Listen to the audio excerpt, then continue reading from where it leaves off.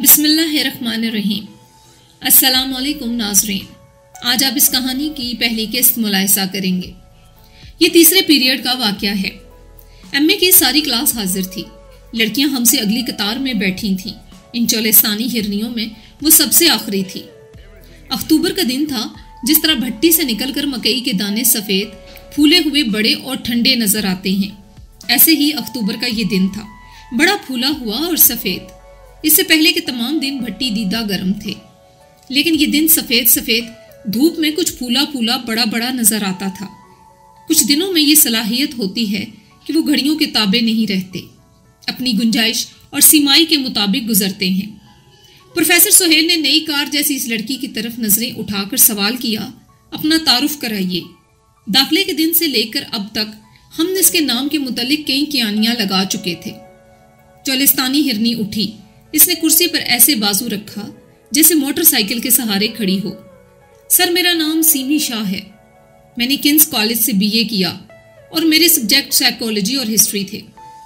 پہلی مرتبہ تمام طلباء اپنے آپ کو باقی کلاس سے باضابطہ طور پر متعارف کرا رہے تھے۔ اس سے پہلے فرزانہ، انجلینا، طیبہ اور کوثر اپنا تعارف کرا چکی تھیں، لیکن یہ تمام لڑکیاں چہرے مہرے اور لباس سے ایسی لگتی تھیں جنہوں نے اخباری کاغذوں پر چھپے ہوئے نوٹس رٹ رٹ کر بی اے کیا ہو۔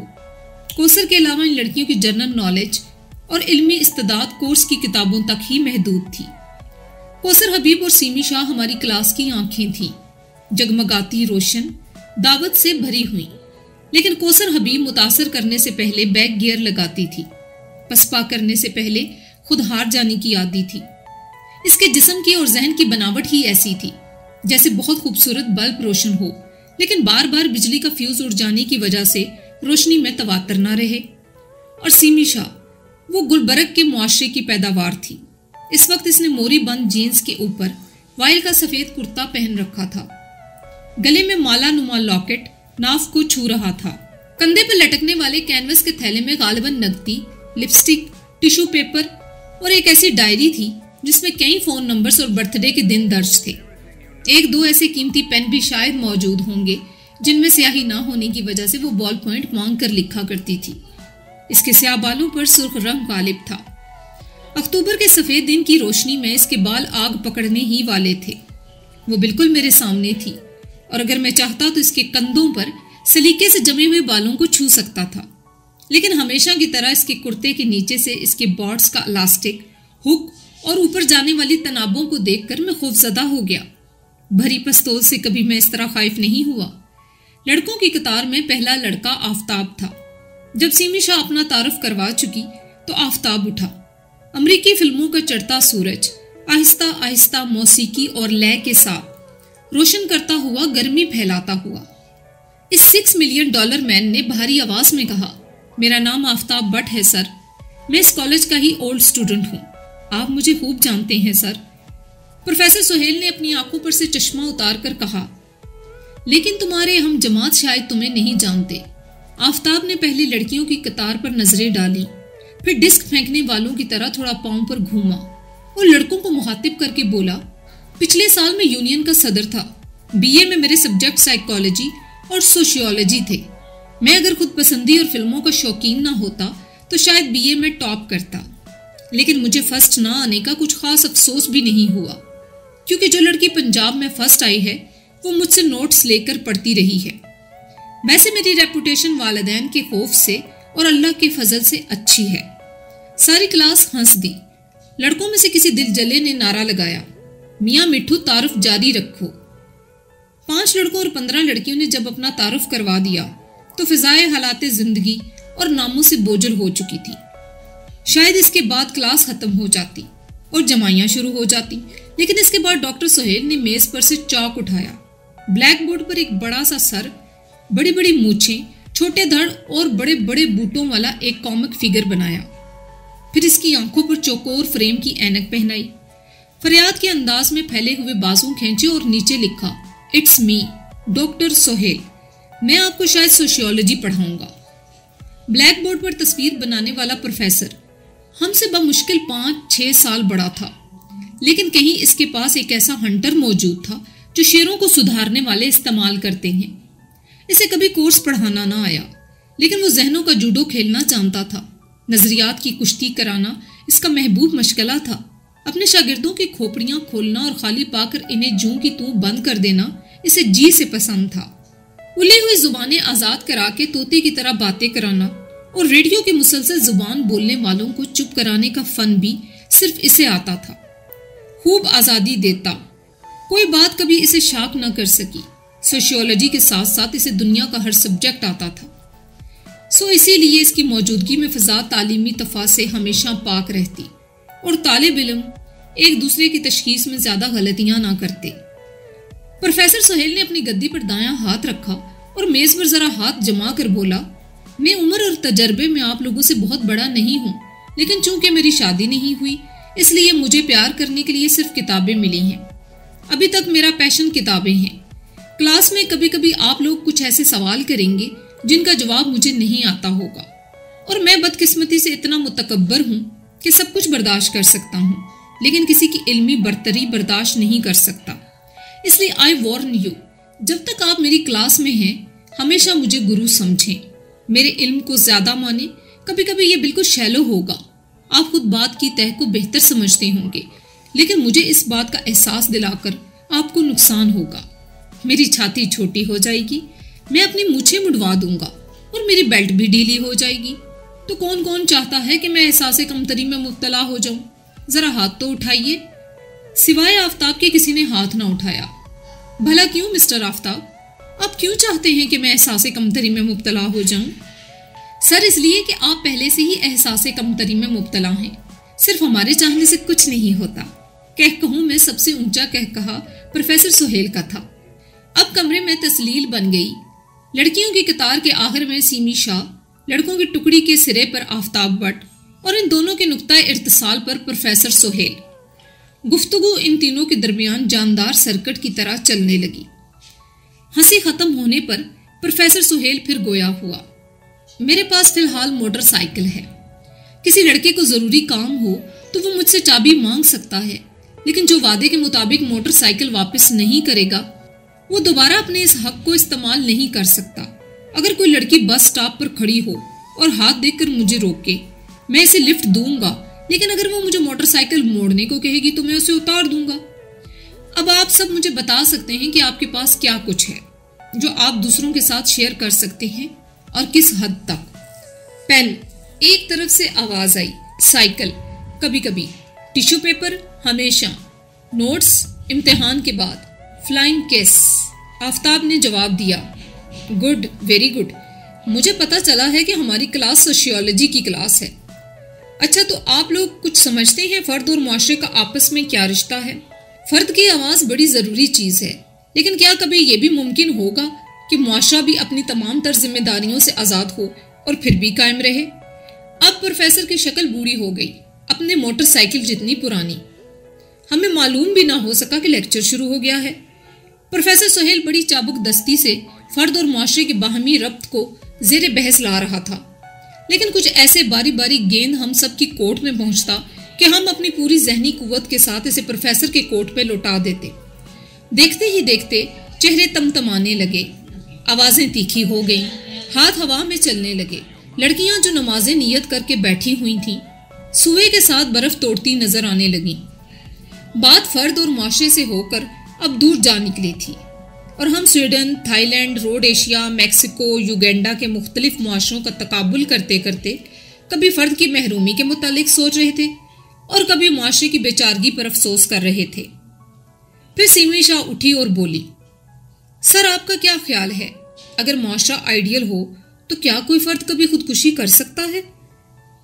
پروفیسر نے اپنے چھتے کسے سر میں انگلیاں ڈبوئیں، پھر سوال کو لڑکوں کی قطار میں پھینک دیا.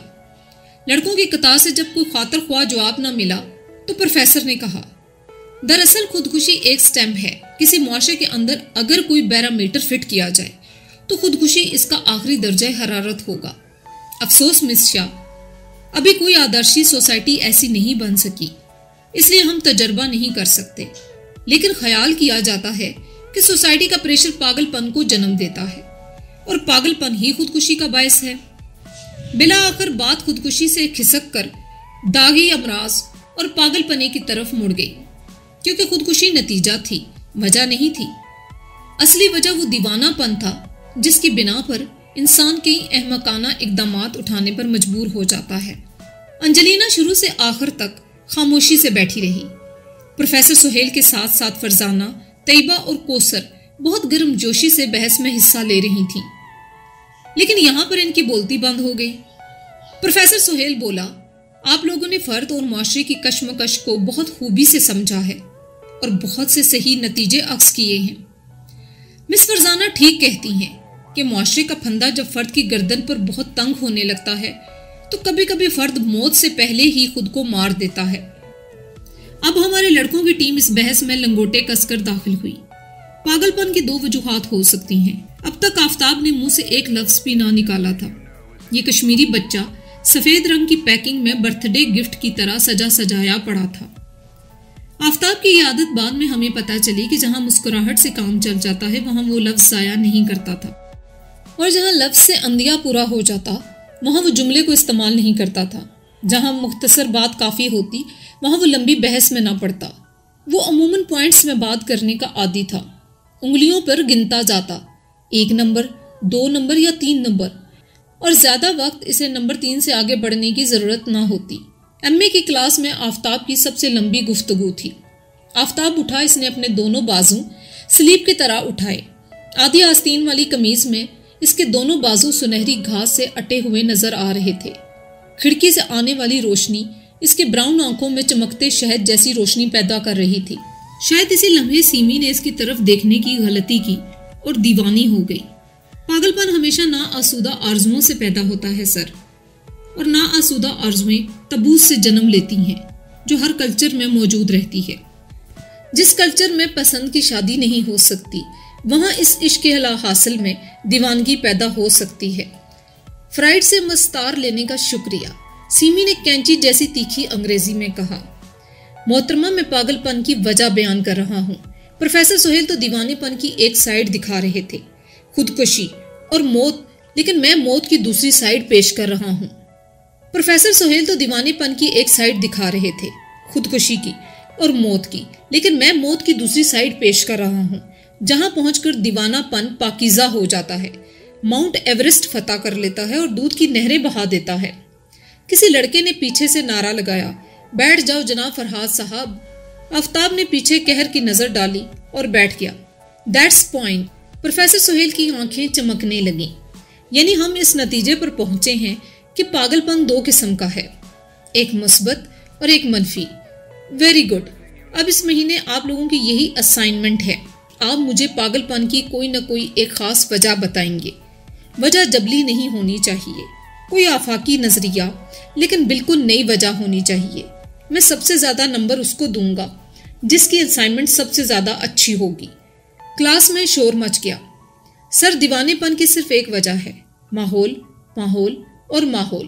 ایک طرف سے آواز آئی، سر انسان میں پیدائشی نقص ہوتا ہے، بائیولوجیکل پاگل پن ہوتا ہے انسان میں، کوئی مانے یا نہ مانے۔ اصلی پاگل پن کی صرف ایک وجہ ہے، صرف ایک وجہ، عشق لا حاصل، عشق لا حاصل، عشق لا حاصل۔ بھنگڑا ڈالنے کے انداز میں آفتاب کرسی پر چڑھ کر چلایا، آرڈر آرڈر۔ پروفیسر سہیل نے کہا، دوستو، میری نوکری کا سوال ہے، اگر تم لوگ ایسے ہی شور مچاؤ گے تو کالج والے میری رپورٹ کر دیں گے پرنسپل صاحب کو اور میری تبدیلی مظفر گڑھ کر دی جائے گی۔ اس کے بعد بحث بن پتوار کے کشتی بن کر چلنے لگی۔ کلاس کے کسی نوجوان نے گروپ میں شادی اور حشیش کا ذکر چھیڑ دیا۔ پھر مغرب کی آزادی سے بات نگرو مسئلے کی طرف چلی گئی۔ سویڈن میں ابن سینا کے ریفیوجی مسائل، ریڈ انڈین اور ان کے جادوگروں کی باتیں، توانا آبادیات، جمہوریت کے بکھیڑے، جاپان اور اس کی انڈسٹریل کامیابی، روس کا پلٹتا ہوا نظام، جو بھی بات کسی کو معلوم تھی اس نے کی، لیکن سیمی شاہ کو کرسی پر کھڑے آفتاب کے عشق لا حاصل نے سر کر لیا۔ وہ گلبرگ کی فاختہ تھی، اس کی ساری عمر نوٹ اور سکولوں اور کالجوں میں گزری تھی۔ اپنے خالی اوقات میں وہ انگریزی موسیقی سنتی، ٹائم اور نیوز ویک پڑھتی، ٹی وی پر امریکی سیریز دیکھتی۔ اس کے وارڈروب میں گنتی کے شلوار قمیض تھے۔ وہ شیمپو، سپرے، ٹیشو پیپر، کلون اور سینٹ سپرے کے بلبوتے پر سنگھار کرتی تھی۔ اس نے کبھی لوٹے بالٹی سے غسل نہ کیا تھا، بیک برش اور شاور سے نہانے والی اس دختر گلبرگ کو نہ جانے کیا ہوا کہ ایک کشمیری بچے سے، وہ بھی اندرون شہر کے رہنے والے سے، جب وہ عشق لا حاصل کا نعرہ لگا رہا تھا، مات کھا گئی۔ اس سے پہلے سیمی شاہ اور آفتاب کنکھیوں سے ایک دوسرے کو دیکھتے رہتے تھے۔ ایڈمیشن فیس داخل کرواتے وقت برآمدے میں آتے جاتے ان دونوں کی نگاہوں میں پہلے استجاب ابھرا، پھر پہچان پیدا ہوئی اور ایک ہی سیشن میں سب کچھ احتراف میں بدل گیا۔ کلاس کے بعد دونوں اٹھے، ایک انجانی قوت کے تحت ساتھ ساتھ چلنے لگے۔ باہر پہنچ کر سیمی شاہ کچھ کہے بغیر آفتاب کی موٹر سائیکل پر بیٹھ گئی۔ آفتاب نے سوال نہ کیا کہ اسے کہاں جانا ہے، اور وہ دونوں کسی فلمی منظر کی طرح آہستہ آہستہ سڑک پر فیڈ آؤٹ ہو گئے۔ تعارفی تقریب میں 3 افراد نے شرکت کی۔ آفتاب جسم کے اعتبار سے بالکل یونانی تھا۔ اگر وہ کلاس میں موجود نہ ہوتا تو شاید میرا چراغ سب سے روشن ہوتا۔ ایک خاص قسم کا بغض، حسد اور اللہ واسطے کا بیر میرے دل میں اس کے خلاف پیدا ہو گیا۔ دوسرا دھکا مجھے پروفیسر سہیل سے لگا۔ اس نے پہلے ہی کورس کی کتابوں سے نوٹس بنا کر رکھے ہوئے تھے۔ ہر سال وہ انہی مختصر نامچوں کے بل بوتے پر پڑھاتے آ رہے تھے، اور پینشن ملنے تک ان کی تعلیمی استعداد بڑھنے کے امکانات صفر تھے۔ جو نظریات انہوں نے سروس کے شروع میں مرتب کر لیے تھے، ان کو بدلنا یا ان میں ترمیم کرنا ممکن نہ تھا۔ اسکول میں ہم ماسٹر غلام رسول کی پرورش میں رہے۔ ان کی داڑھی، زبان کی گھن گرج اور وہ میز کبھی تبدیل نہ ہوئی جس پر وہ کلاس میں آتے ہی اپنی چھڑی رکھتے تھے۔ ان کی داڑھی ہمیشہ 81 مائل سیاہ حجاب سے چمکتی نظر آتی۔ جس طرح تھانے دار ملزم کو لمبا ڈال کر ماں بہن کی گالیاں دیتے ہیں، ایسے ہی وہ ہمیں بینچ پر کھڑے کر کے ہماری عزت افزائی کرتے تھے۔ ان کی آواز کا والیوم کنٹرول خراب تھا اور صرف اونچے سروں پر کام کر سکتا تھا۔ چھڑی تک ہماری رسائی نہ تھی، اس لیے ہم میز سے بدلے لیا کرتے تھے۔ پرکار سے گود گود کر نقطوں کی شکل میں اس کی چاروں ٹانگوں پر کئی گالیاں کنداں تھیں، لیکن یہ میز بدسلوکی کے باوجود اور ماسٹر صاحب کی ہمدردی اور بددعاؤں کے باوجود کبھی ایک جگہ سے نہ ہلی۔ اگر ان کے منہ سے نکل جاتا کہ جنگ آزادی 1876 میں ہوئی تھی تو پھر تمام کتابوں کی تصدیق کے باوجود اپنی رائے بدلنے پر رضامند نہ ہوتے۔ ان کی اس اٹل خاصیت کی وجہ سے ان کے تمام شاگردوں کو ڈرپوک سمجھا جاتا تھا۔ ماسٹر غلام رسول مغل بادشاہوں کی شان میں کوئی گستاخی برداشت نہ کر سکتے تھے۔ بابر سے لے کر بہادر شاہ ظفر تک تمام شاہ ان کے ہیرو تھے۔ اگر ان کے عہد حکومت یا ذات میں کوئی کوتاہی کرتا یا کسی کو نظر آتی تو وہ بلبلا اٹھتے۔ نکتہ چینی کرنے والے کو دلائل دے کر قائل کرنے ان میں صلاحیت نہ تھی۔ ایسے میں ان کا والیوم کنٹرول کھلتا جاتا اور وہ دلیل کی جگہ چنگھار کر اگلے کو قائل کر لیتے۔ نویں جماعت کے شروع میں کہیں سے تو ذکر جہانگیری میرے ہتھے چڑھ گئی۔ میں ماسٹر غلام رسول کی ذہنیت سے واقف تھا۔ میں نے ہم جماعتوں پر اپنا روب ڈالنے کے لیے ایک روز کلاس میں جرت سے کہا، ماسٹر جی آپ نے تو ذکر جہانگیری پڑھی ہے، جب تو ابھی تھوڑا تھوڑا متیا پھرتا تھا نا تن پڑھی تھی میں نے، اب بیٹھ جا تو، زیادہ علمیت نہ بگارا کر کلاس میں۔ ماسٹر جی میں نے ذرا سی تو کوشش کی ہے، اس میں کچھ ایسے واقعات درج ہیں جن کو پڑھ کر احساس ہوتا ہے کہ بادشاہ جہانگیر کچھ ایسا خاص رحم دل بھی نہیں تھا۔ ماسٹر غلام رسول نے چاک کا ٹکڑا اڑیل میز پر مارا۔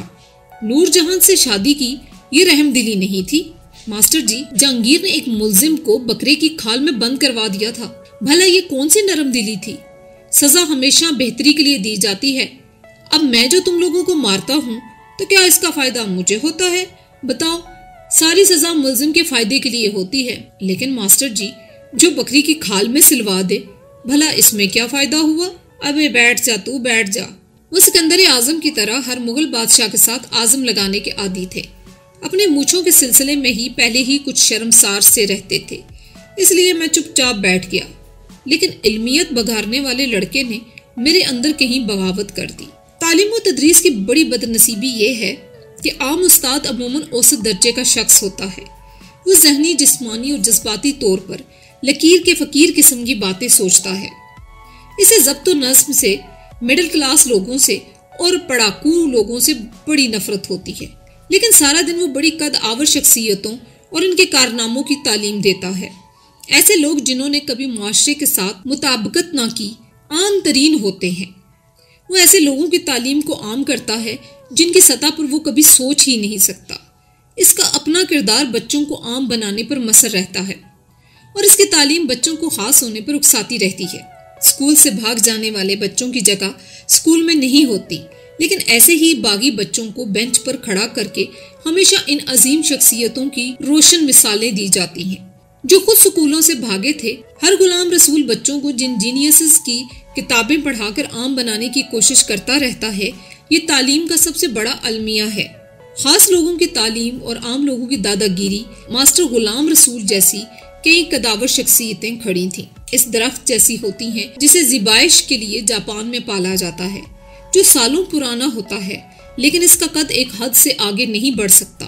میں اس لیے اس قدر محتاط تھا کہ کبھی کبھی بے عمل ہو جاتا۔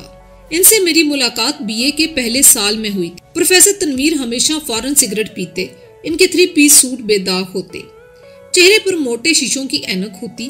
کلاسوں کے علاوہ وہ ہمارا ٹیوٹوریل بھی لیتے تھے۔ سالانہ سپورٹ کے دن سارے کالج میں ہر زبان پر سیمی اور آفتاب کا سکینڈل تھا۔ اتنی جلدی اس قدر دیدہ دلیری اور اپنائیت سے کوئی طالب علم کسی لڑکی کی طرف بڑھنے کی جرت نہیں کر سکتا تھا۔ سالانہ سپورٹ کے دن سارے کالج میں ہر زبان پر سیمی اور آفتاب کا سکینڈل تھا۔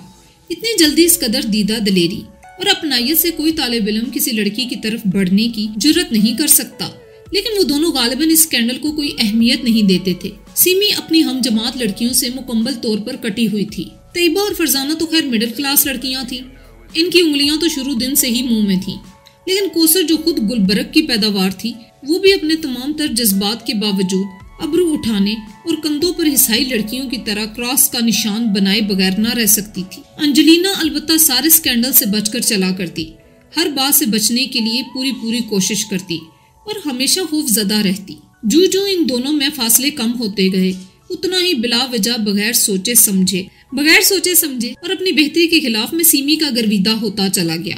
دل بھی عجیب چیز ہے، جب ماننا نہ چاہے تو لاکھ ثبوت کرو، 1000 دلائل ہوں، کچھ نہیں مانتا۔ آفتاب اور سیمی ساتھ ساتھ بیٹھے تھے، ان کے نوٹ سانجے تھے، کتابیں ایک تھیں، وہ ایک پین سے باری باری لکھتے تھے۔ موٹر سائیکل پر میں نے انہیں آتے جاتے کئی بار دیکھا۔ کیفیٹیریا میں وہ ایک گلاس میں 2 اسٹرو ڈال کر مشروب پیتے۔ کالج میں تمام ایک کی خیریت دوسرے سے پوچھتے۔ اس کے باوجود مجھے شبہ تک نہ تھا کہ سیمی آفتاب سے محبت کرتی ہے، کیونکہ میرا دل اس بات کی گواہی دیتا رہتا تھا کہ یہ سب چلتی پھرتی چھاؤں ہے۔ انسان لا حاصل کے پیچھے جا کر کتنی لذت حاصل کر سکتا ہے۔ سالانہ سپورٹ ڈے پر سارا کالج نصف دائرے والے لان میں جمع تھا۔ زیادہ تر نظریں آفتاب اور سیمی پر تھی، جو کرسیاں کم ہونے کی وجہ سے ایک ہی کرسی پر ساتھ ساتھ بیٹھے تھے۔ پھر لڑکیوں کی چاٹی ریس اناؤنس ہوئی۔ سپورٹ کلب والے ہماری سوشیولوجی کی لڑکیوں کو منا کر گراؤنڈ میں لے گئے۔ اس ریس کے دوران کوثر اور سیمی نے جینز پہن رکھی تھی اور طیبہ اور فرزانہ کھلے پاؤنچوں کی شلوار میں چاٹیاں سر پر اٹھائے بھاگ رہی تھیں۔ کالج کے کئی حلال زادے بازو اٹھائے بے پردگی سے بھاگتی ہوئی ان ہرنیوں کو دیکھ کر دل میں مزے لے رہے تھے۔ ایسوں میں سے ایک میں بھی تھا۔ فرزانہ کی چاٹی ٹوٹ کر پاش ہوئی، سیمی نے کئی فاؤل کیے، طیبہ بھاگی تو جیداری سے، لیکن کوثر سے پیچھے رہ گئی۔ بلاخر چاٹی ریس میں کوثر سے سیمی ہار گئی۔